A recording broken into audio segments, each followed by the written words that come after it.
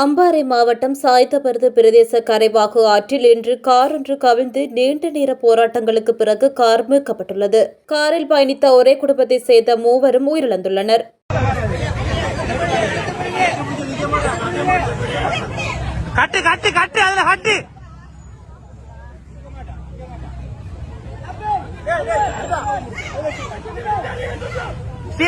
ஸ்டேரிங்ல சுத்த